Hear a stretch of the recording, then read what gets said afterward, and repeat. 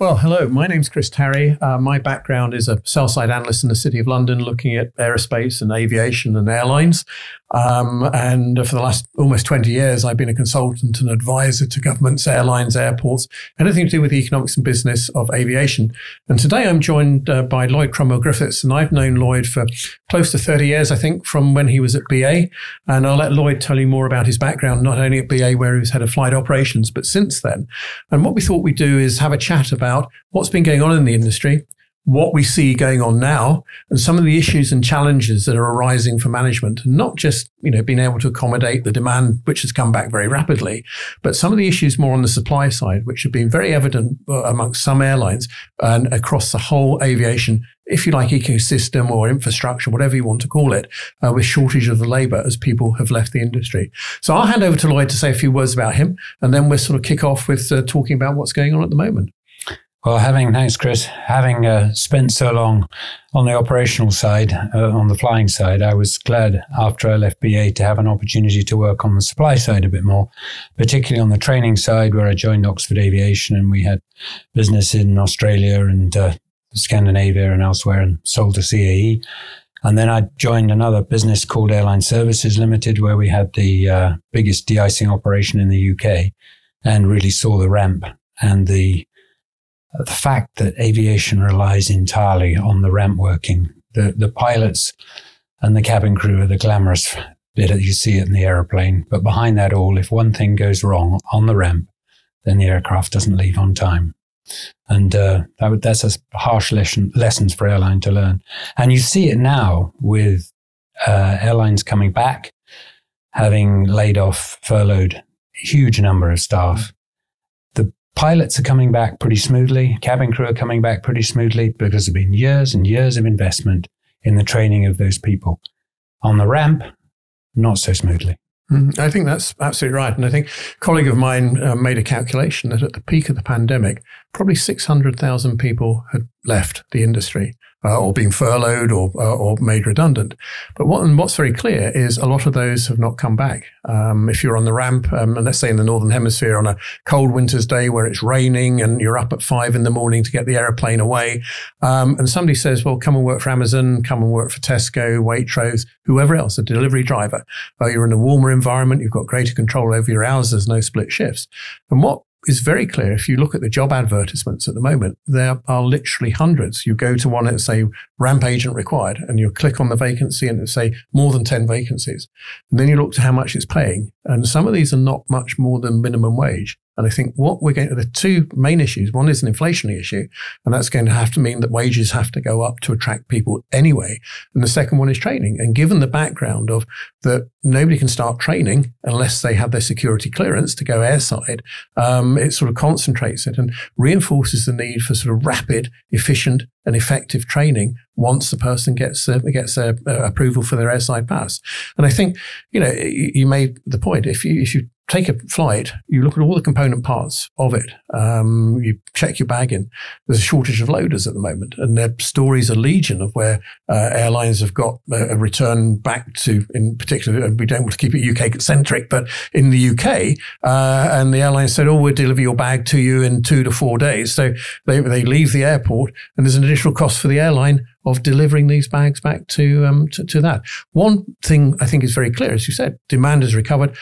At one time, the debate was the airline industry going to recover? Well, I think I've lived through 4 or 5 times when people said, what's the end of the airline industry? And it's always bounced back.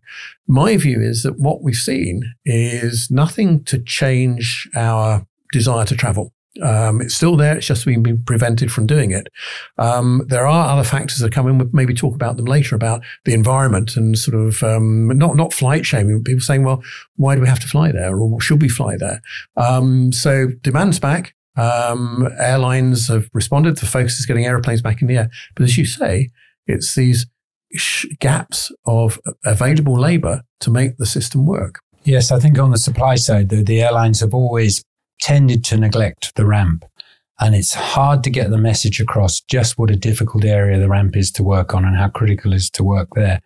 I think there's massive opportunities in this industry, which will always be cyclical. We've been at it for a long time now, and we know these cycles go up and down, and whether it's a fuel crisis or financial crisis or epidemics, and I do think geopolitics are going to play a bigger part now. I'm quite sure if you went to Finnair and said, any of you voting to join NATO, most people in Finnair would be saying, not on your life, because they want to fly across Russia as soon as they possibly can.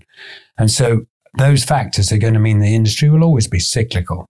And there's massive scope for immersing ground staff in continuous training. And I think in applying, and I'm a bit of a messiah in this, applying the practices that we've learned with cabin crew and pilots to the ground staff as well in airlines, so they become much more flexible. You're not seeing any airlines at the moment desperate shortage of pilots who are validated. Somehow they've kept them up, kept their standards up, and kept their licenses up, and even managed to organize their security passes. And that's not the same on the ramp, which you're spot on. That's where they're short of people right now. And that's the critical factor.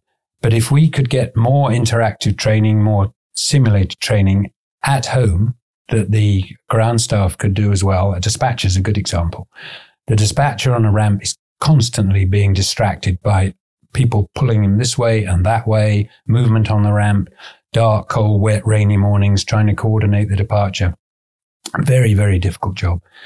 And after 3-4 months layoff, they will become rusty. And I'm convinced that you could keep them up to speed, just as you keep pilots up to speed by insisting that they fly a simulator every 28 days, maximum 35 days. You could do the same with the ground staff. And on the security side, that's the safety side. On the security side, I think there is an opportunity for the Home Office to look at a more flexible arrangement than we have now, where you have to renew your security pass after a set number of days by a visit to the airfield. I can't believe that we can't do better than that online by doing an online security check, make sure that you're the same person who originally registered, and make the process quicker so that isn't another block for the airlines, because flexibility is going to be, has always been and will always be the key. Especially the legacy carriers who've, unlike the what were once called the low-cost carriers, the legacy carriers have seized the opportunity, quite rightly, of 2 years of almost shut down operations to reduce costs, and they're finding it very hard to get back up again. I think that's a very important point, because it's another 3-word slogan which we're very familiar with in the UK of build back better across the industry. I'm slightly skeptical to the extent that we will see that actually materialize. And yes, as you say, the focus is to try and reset the economics. And your point about flexibility is absolutely fundamental. And the way I've looked at it and analyzed some of the airlines is the share of the variable costs they have and the share of the fixed costs that they have. And we've seen some airlines have too much fixed costs, which has shown very much in the extent of what their losses have been of late. And others where, and again, let's take Ryanair. Ryanair has a greater share of its variable costs of its total cost base. And its figures for April 2022, the most recent traffic figures, show 14.2 million passengers carried, which is higher than the number of passengers it carried in April 2019 and also April 2018. So again, it kept its system warm. It's got a flexible system, and it's been able to accelerate its recovery and move into the growth phase again. That said, they are slightly obviously concerned about the pace of growth as we move through the latter part of the spring into the summer and beyond. And again, the thing here, and you mentioned geopolitics. Yes, we've seen the immediate impact of the fuel price. Everybody's focused on inflation now. There is some economic relationship of economic activity between with air travel. Now, it used to be that air travel was said to grow twice the rate of real GDP. It's never really done that. That's a revealed relationship. At best, it's probably once money value GDP. But within that, when there's a downturn, that shrinks as well. So what we're looking at is higher inflation, and just even from a very practical point of view, people are going to spend more on food, they're going to spend more on fuel, and what they would have spent on travel and what they would have spent on holidays is by definition is going to be much lower. So it's going to impact on different segments of the market as well. So I think we're looking at something where the pent-up demand has come through. We've seen that in bookings, not necessarily new cash bookings because people had vouchers to redeem. And the key is once we get through this peak, once we get through the summer where perhaps capacity for most airlines will not be back to what it was, certainly in Europe in 2020. I think challenges remain. But you're mainly talking about leisure traffic. Do you think the business traffic is going to come back now? People have become familiarized. On the way in this morning, I teamed up to find the right train with a lawyer who was heading into the office for the 2 days a week and was thinking, maybe I'll take the 20% pay cut and do 5 days a week at home because she thought, really, this is a hassle.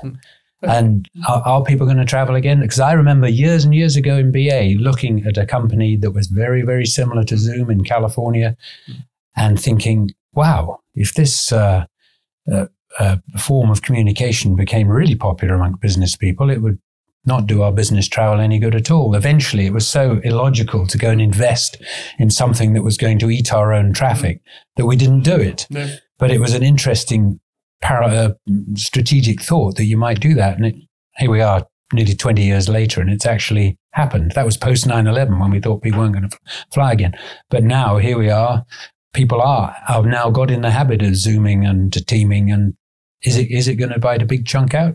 Well, it's almost a classic economist answer. On this hand, there's one view, and on the other hand, there's another view. And if my view is that we will see business traffic recover, but more slowly. I think if we can structure or segment business traffic into various activities. One is the face-to-face meetings.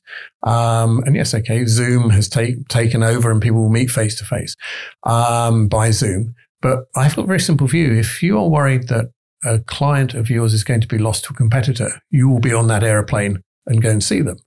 But again, the point you make about offices being open, I think American Express's view of how the speed at which business traffic will recover is how quickly offices move to be as open as they were before, people going back to offices. And again, you wander around any city centre, that's a pretty good judge of what's happening. Beyond that, you've got conference travel, you've got exhibition travel, you've got incentive travel. I think incentive travel may take a little longer to come back. But again, if you've got an air show, you need to go and physically see it, or, you've got to go and see the goods. So I think that will come back. And do you mean loyalty travel by incentive travel? No, that's more the companies having gatherings, management meetings, or whatever. By that, team building, team bonding, building. Team building and bonding, I think, is a good way to look at it. But again, you take it from there and you look at the various segments of it. Anytime there's been a downturn before, business travel always takes longer to come back. And it always takes longer to come back because people say, well, we think we've managed to do without it. And when it comes back, the view is there's a higher hurdle that you have to justify for the travel. And that usually means that your travel, they try to move you further down the back of the airplane, and you'll stay in a different type of hotel. And that's to a degree, some of that will be structural. And part of that may be the response of how airlines respond. We've seen Emirates, for example, introduce its premium economy cabin. And we all know that premium economy is based on per square foot of floor space is the most profitable cabin in any airplane. And yes, a number of carriers have got it. And again, you're seeing that's where people will both downgrade to and upgrade to. And again, when we saw carriers such as Norwegian come onto the North Atlantic, my view was they perhaps needed more premium economy seats or premium seats than they had, because that would throw a real gauntlet down to the incumbent carriers who hadn't got that capacity to be able to compete. But I think it will take, undoubtedly it will take longer for business travel to come back. But as we've said before in the past, on the one hand, yes, from economic and commercial reasons, it will take longer. But then we've got the other dynamic that's sort of coming in, and it almost perhaps leads us into sustainability. Some companies, to meet with their ESG targets, are saying, well, we're going to cut back travel, or travel is going to be less. And a number of large companies have said that already. So maybe that's sort of suggesting that more will follow. And certainly I believe with the SEC, there is a requirement to show your your ESG performance much more openly than has been the case before. There is, but I do struggle sometimes with the criticism you get of the business traveling when they're creating work, creating jobs, or should be. They may be flying to create more loyalty points so they can take the family to Barbados. I hope not, but I'm sure most of them are creative and are building more work for people. And there's a justifiable reason why they should be flying on an aeroplane that has, as we've touched on before, has probably 30 or 40 seats vacant, whereas the low-cost carriers, environmentally, they can justify their flying by saying we're flying at 91%. Nearly all our seats are full. Why shouldn't we be doing it? There again, you criticize them saying, yes, but those people are just traveling for fun. They're not creating very much when they travel. And I'm not sure how much the environmental impact is going to play in the next 4 or 5 years, because with the increase in fuel costs now, the situation with overflying Russia, that I think the airlines are going to have the pressure taken off them a little bit on the sustainability. And up until now, every airline does a flight every so often on cooking oil, which creates a couple of headlines. And there's not been a lot more than that done. There's a lot of work done on hydrogen, but anything you've got to reduce to minus 253 degrees C to make into a liquid is going to be a struggle. There's going to be a lot of heat generated that someone's got to get rid of. So I can't see much progress on sustainability, but I can't see much pressure on the airlines for maybe another 3 or 4 years. I think if we look at it, we're looking at fuel levels now moving pretty similar to what they were in 2008. In terms of dollars per barrel. And as you say, the change in overflying or not overflying Russia, you're adding 30% to the journey time of, to the Far East from Europe, and certainly, to North Asia. It's back over Anchorage and over the pole to get there. And again, the implications of that, and we saw from Finnair which is extremely dependent upon North Asia for its route network. Obviously, given the additional where it could fly to North Asia in no more than 9 hours, now taking 13, 14 hours, and having so the daily service has to go. So there are all these sort of issues here. But again, you mentioned Ryanair and its focus on load factor, and Michael O'Leary, the CEO, has been very clear that they're driving it by load factor, and the fares will adjust to use the capacity. And again, we to an extent, as we ran up to 2019, I'd written several things of saying some airlines were flying a have metal will fly strategy, and they'd ordered their equipment and they were putting in, and then they were convincing themselves they were getting a return, they were getting a contribution. I think some of that will change. We've still got particularly long haul, because some markets are still only now opening slowly. We've got a lot of wide body aircraft still in storage. But again, if we look at it in terms of the markets that have recovered, domestic markets first of all. So you look at the US domestic market and recover, and that's for most US airlines, it's still 80% or so of those of its network. But for those that are dependent on international travel, the challenge remains, because markets are still not wholly open, although the position is better than it was three to 6 months ago. So the geopolitics is going to bite, isn't it? And I think it's going to go on biting. But airlines have always tended towards seeing a route, thinking that would work well. Let's go and buy some new metal for it.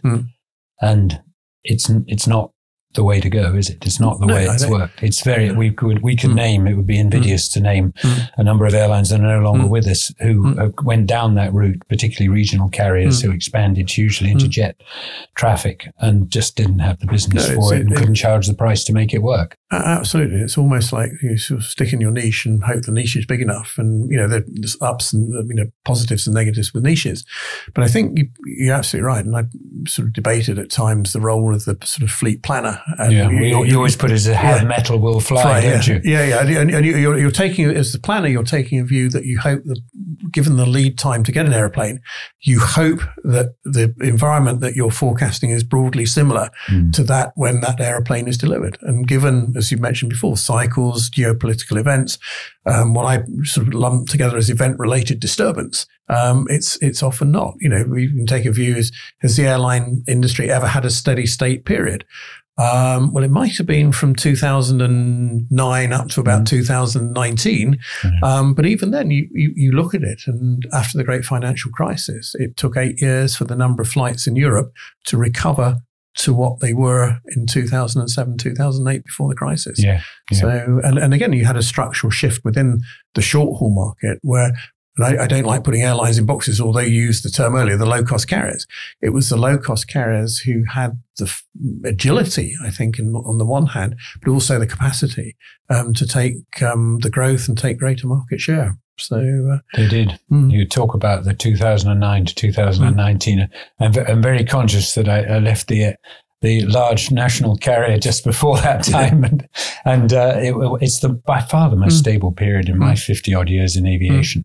That decade of continuous profitability has been the longest period by far. But if you look over 20 years, you can almost question such basics of aviation as fuel hedging, because there's WOW right now with no hedging, and Ryanair with stacks of hedging, whereas 10, 15 years ago, Ryanair had no hedging and got caught with their trousers down, and which is unusual for Leary because it's usually quicker than that.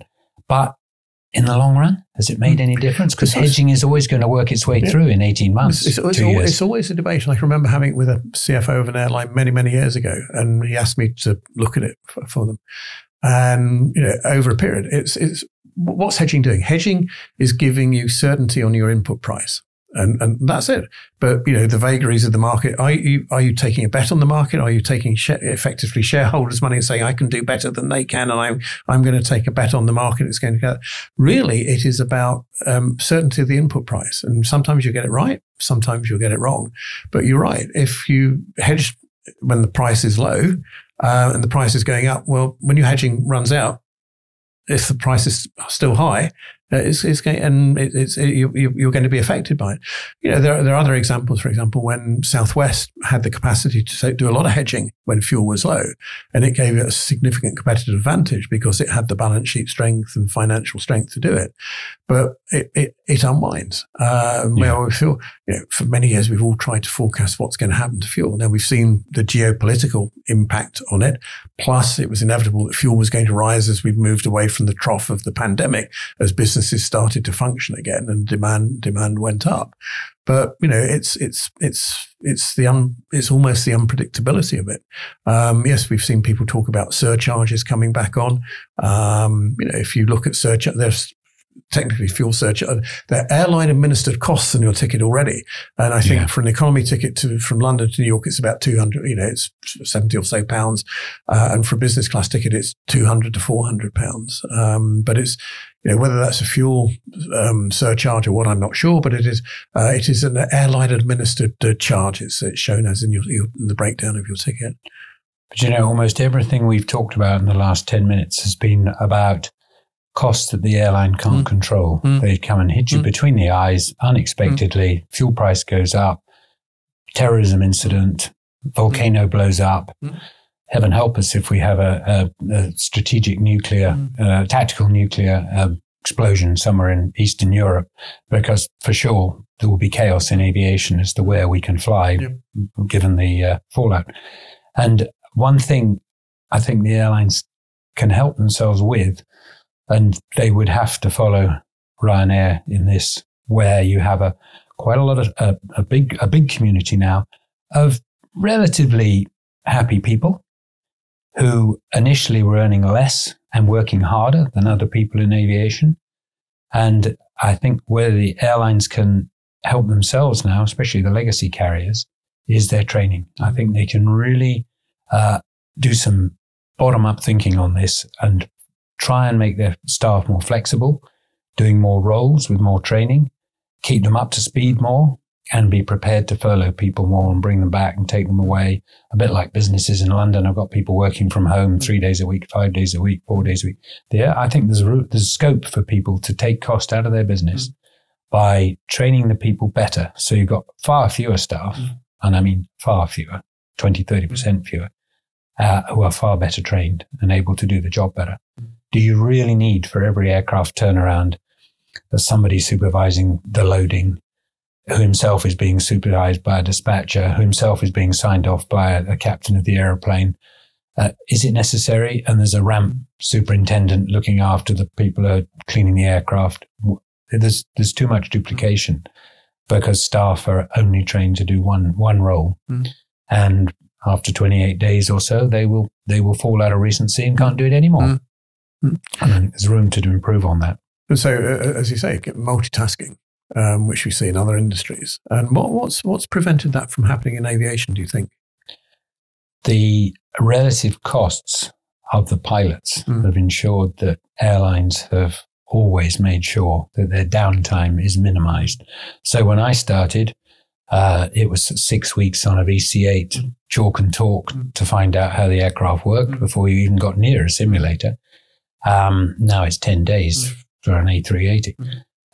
So a constant attention to detail, constant improvement, some really quite sophisticated systems, great training, and it's worked. But we can do that with other members of staff as well. And I just think the concentration has been on the expensive end of the business to the detriment of the less well paid, but sometimes equally skilled and certainly equally critical to any operation. As we're seeing at the moment. Yeah. In some areas. And I think it's, and what do you think will be the catalyst? Do you think part of this building back better, they've recognized it, or is it just an inability to make the change? I think it's an inability to make the change. And I think in the larger carriers, there's not much conversation between the well-developed, sophisticated training areas and the less well-developed areas where they just look at number of manpower to get the job done.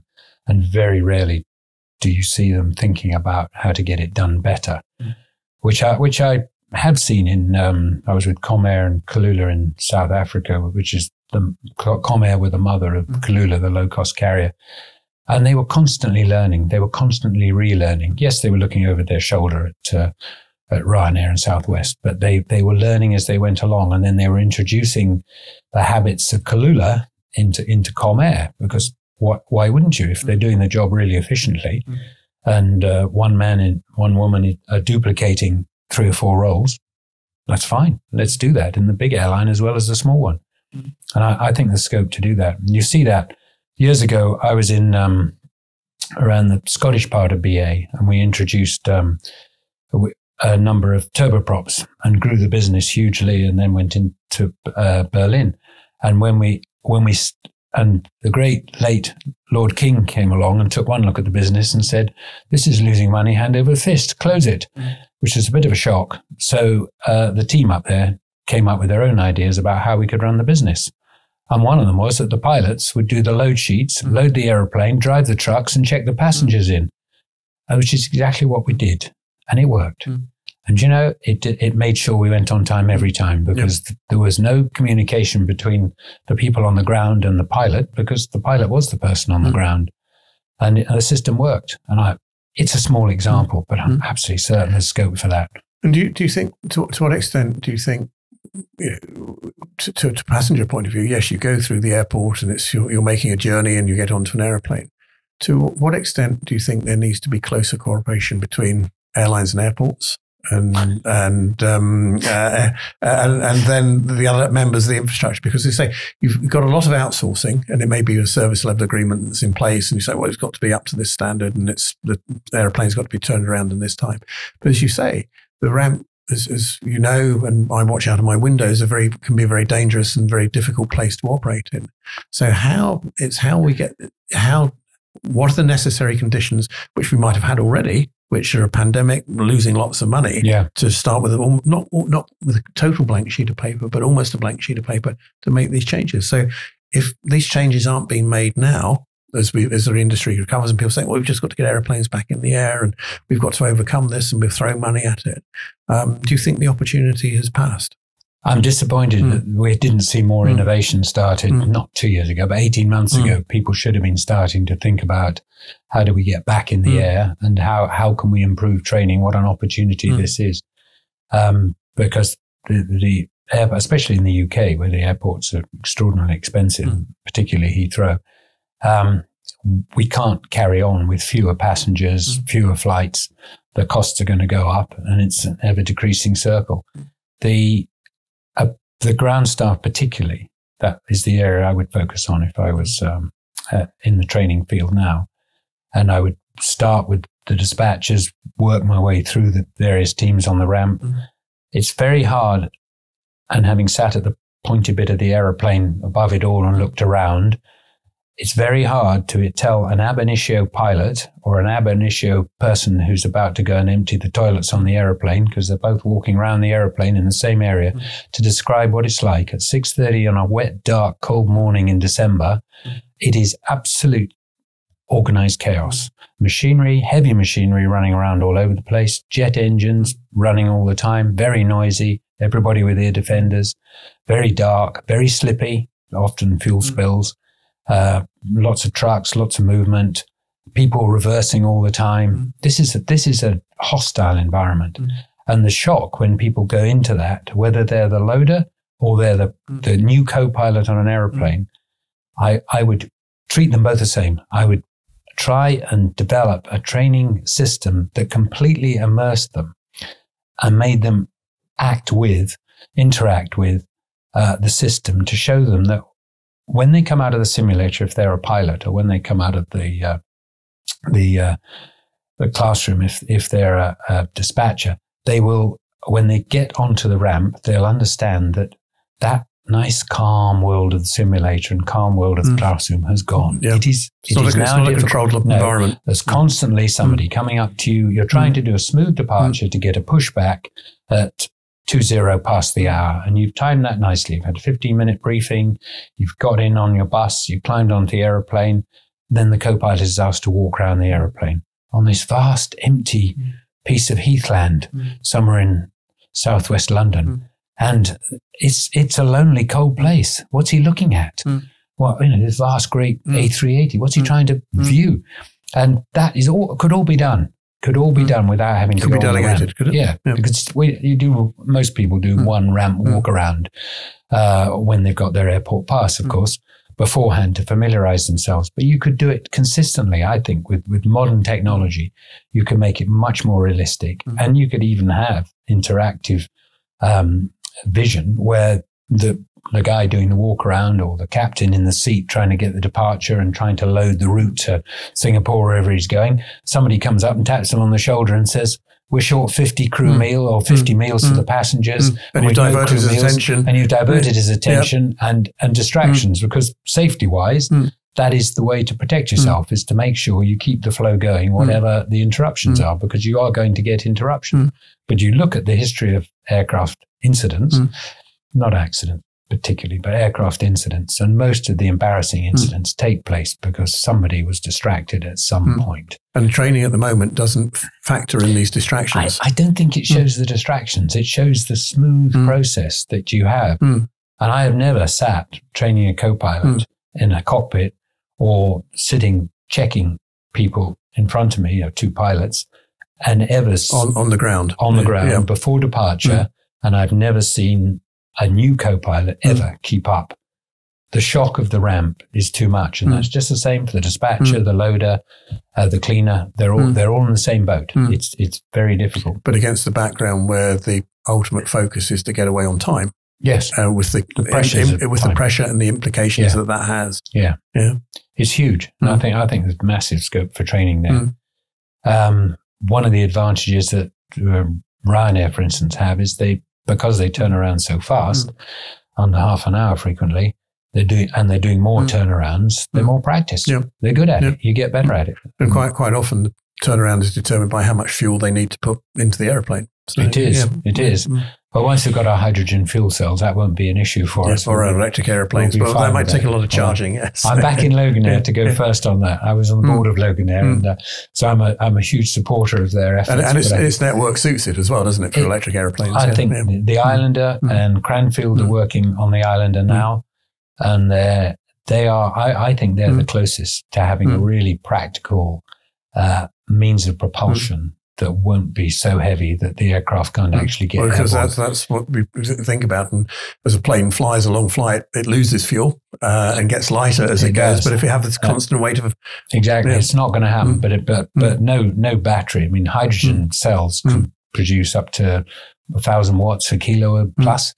More than that, and no battery is going to get close to that. So if they can solve the heating problem, the heat that's generated by keeping the cell cold, then I think they've got a real opportunity with Loganair to fly around the islands and trial this, and then it can extend onto regional aircraft. But I think it sort of comes back to, the start of the pandemic, and somebody asked me and said, or said to me, this is going to be bad for the environmental focus of airlines. And I know you were saying that the pressure might have been relieved by fuel. And my view at the time was that it actually focuses it more because we're not going to have many flights. And the comment is going to be, just how much flying do you need to make? And this takes us almost back to the comment you made earlier about the economic value of flying. And we've seen where markets have been closed and airlines have not been able to, the economic damage that's occurred. We haven't seen many airlines fail over the last period. And if you're looking at small contained countries where they have their national flag carrier, the demand for that carrier is as high as it was before, because if they're not going to fly that route, they're not going to get the economic value. They're not going to bring inbound tourists and the connectivity. It's an argument that's been around for a while. Yes, we need to cut back flying, but if you're not in the same part of the development curve as those that have the ability to perhaps cut it back, then you're disadvantaging them. But I defend to the hilt the aviation's role in uniting countries, bringing them together, and you talked earlier today about Mauritius, for instance, and absolutely critical. They have a really good aviation service, and there are a number of financial centers in the world that cannot run without a decent service and a reliable service. And aviation's developed so many. Singapore, I suppose, is the classic. Absolutely, yes, because it's a route hub as well. And without that, the whole of Southeast Asia would be way back on where it is now if aviation had not grown. Singapore, Bangkok, Hong Kong. Hong Kong's another really good example where aviation has grown the industry, and Cathay Pacific struggling now, but sadly, one of the, because the market's closed. One of the earliest airlines to ever really grow and develop, and always a market leader in what it did. And I it's almost a moral question, isn't it? Should people be going to Prague to drink beer on a 91 seat factor load, low cost carrier, unnamed, or should they? Is it better and justifiable to fly some financially really significant people to a big financial center like New York or London? It's not an easy one to. It depends which end of the telescope you look from, isn't it? Because if you're flying people in to spend money locally, and I've done many economic impact studies of the airline coming in there, or the airline, or if an airline fails, what is going to be the impact? I can tell you the answer. Cyprus will give you the whole structure. Cyprus or Greece will say, "Bring them on." Well, absolutely. We can't live without them. And again, we did an exercise. Must have been September, all phased together, looking at September 2020 for the amount of money that hoteliers in Mallorca were getting compared to what they would in a normal year. And it was below 5% because people weren't able to fly in. You looked at the closure of places like Phuket, where, and again, all the data is there and we analysed it all. But you're right, and there's a debate, and I've had this, some in the industry say, well, these small airlines shouldn't exist, and it's all, because they don't make a return. The reality is, even at the best years, only about 20 or 30 airlines make a return greater than their cost of capital. I know IATA said the industry does. No, you cannot aggregate it together. It's this group of airlines, and they move up and down and whatever. For the majority of airline managers, doing a little bit better than you did the year before, or a little less worse than you did the year before, is a real positive thing. And the notion of making a return greater than your cost of capital is, it's for the textbooks there. But you can then look at how you assess the value of these carriers. Yes, they ought to be as efficient as they possibly can be, and that's a different issue. But their return is really the economic value that they bring to the local community, and conversely, the opportunity cost if that economic value is not there because they cease to exist. But again, that takes you to another thing of saying, well, okay, you get to almost the virtual airline. So I have somebody else provide it for me where they can get economies of scale, because if you are a fleet of 6 aircraft, you've got this massive overhead that you could run 30, 40 airplanes with it. And you have your brand, you have your access to the market and everything else. So, we haven't seen much of that. There's a lot more talk about it. But I think if we move to more virtual airlines to provide an opportunity, then, it's becoming a more efficient system in some way. Yeah, in Western Europe and the United States, most of the world really, apart from the Middle East, the economics of the business actually don't allow you to start an airline for fun. The usual thing. How do you become a millionaire? Start as a billionaire and buy an airline. But you'll always be found out if you're doing it for the wrong reasons. I think, because you're trying to develop something that looks rather grand, but doesn't actually. The economics have to work, and it's a business which is, and we've seen it. It's always been the case, and it's highlighted it absolutely dramatically from the start of the pandemic. It's only about cash, and we see a lot of airlines. So what do? They stop cash going out of the door, try to bring cash in the door, whether it's from governments, shareholders, more debt, sale lease back of airplanes, whatever it may be. It's only about cash, and we get.